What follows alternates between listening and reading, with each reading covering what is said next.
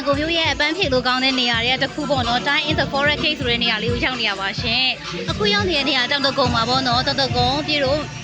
အပန်းဖြေစကန်လိုပဲလို့ရှိရင်ပေါ့နော်အကုန်လုံးသိကြရပေါ့နော်အဲ့မှာဆိုလို့ရှိရင်ပြည်တော့အခုတယောက်နေတဲ့အချိန်လေးကကျတော့မိုးရွာပြီးသားအချိန်လေးပေါ့နော်